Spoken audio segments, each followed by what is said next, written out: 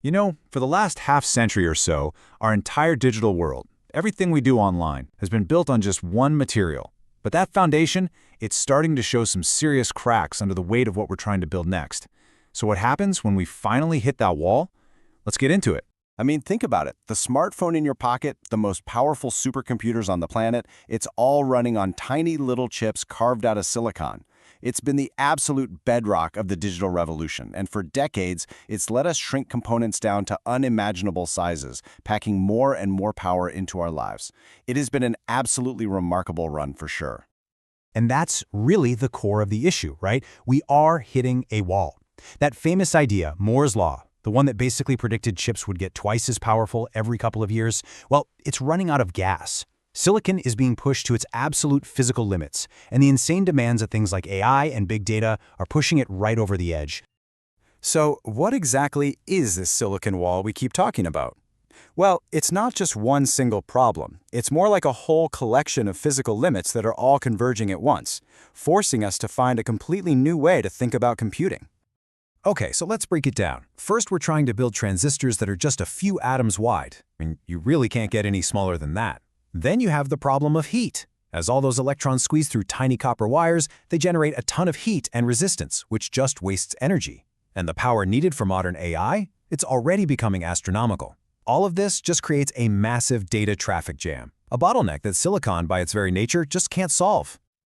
So, if electrons are the problem, what's the solution? Well, one of the most exciting answers out there is to replace them with something way faster. Photons. Particles of light. This brings us into the incredible world of optical computing, or photonics. At the heart of this whole new approach is something called the Photonic Integrated Circuit, or a PIC. The easiest way to think about it is like an optical version of a microchip, but instead of pushing electrons around, it's guiding tiny beams of light through microscopic channels to do all the work. Okay, so how in the world do you control light on a chip? Well, it all starts with one fundamental building block. In electronics, that's the transistor. For photonics, it's this little guy, a PIN diode. It's this beautifully simple semiconductor structure that gives us a way to precisely control a beam of light. And here's what's so wild about it. The versatility of this one component is just amazing. By just tweaking the voltage or the current you apply to it, that exact same structure can become a laser that creates light, a detector that reads light, or a switch that turns the light on and off. It's like a whole optical toolkit packed into one elegant little device. Let's really drive home why this is such a game changer. The difference here is just night and day. Electrons get bogged down by resistance, they generate a lot of heat, and their signals can interfere with each other. Photons, on the other hand, they travel at the speed of light, produce almost no heat, and you can send countless beams of light right next to each other and they won't even notice. It's a fundamental upgrade.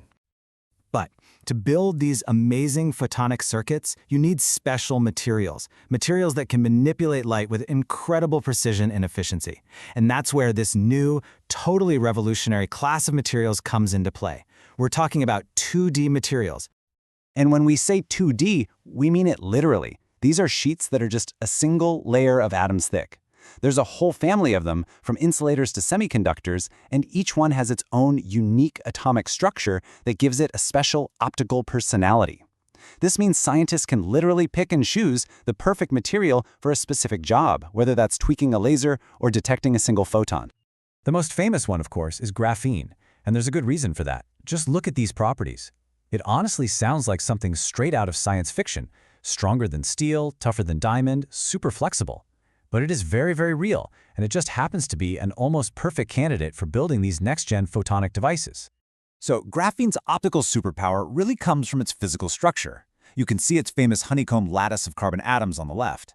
That unique arrangement gives it what's called a zero-gap energy band. Now, in simple terms, that basically means it can absorb and manipulate light across a huge range of frequencies, which makes it a total superstar for creating ultra-fast optical switches. So computing with light is one really powerful path forward, but it's not the only horse in the race for what comes after silicon. There's another approach, one that's way more radical: quantum computing. And this isn't just about being faster. It's about computing in a way that is fundamentally different from anything we've ever done. And the whole thing hinges on the difference between a classical bit and a quantum bit, or qubit. A classical bit is easy. It's just a switch. It's either off a 0, or it's on, a 1. That's it. But a qubit, thanks to the seriously weird laws of quantum mechanics, it can be a 0, a 1, or both at the very same time. This is a state we call superposition. Yeah, it's a pretty mind-bending idea. But by being in multiple states at once, a group of qubits can explore a massive number of possibilities all at the same time. This is what allows a quantum computer to tackle certain kinds of problems, like discovering new drugs or breaking super-complex encryption, exponentially faster than any classical computer could ever hope to. Now, both of these futures, the photonic one and the quantum one, they sound incredible, right? But we're not quite there yet. Both paths are lined with some enormous scientific and engineering challenges that we still have to figure out how to overcome. When it comes to quantum computers, the challenges are, well, monumental. For starters, qubits are unbelievably fragile.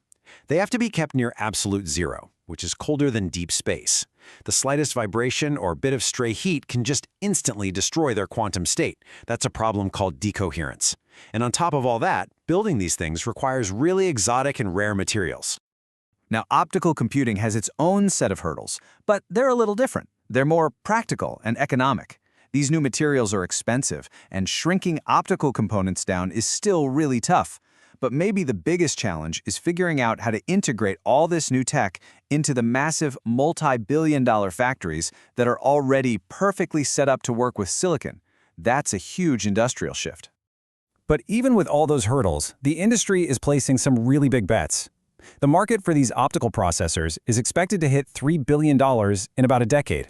A number like that tells you that the major players see this not as a question of if it's going to happen, but when. The money is definitely pouring in. So that leaves us with this really fascinating question. We're truly at a crossroads. Is the next great leap in computing going to be powered by the speed of light, the strange power of quantum mechanics, or maybe some kind of hybrid of the two that we haven't even dreamed up yet? The race is on, and honestly, the outcome is going to define the next century of technology.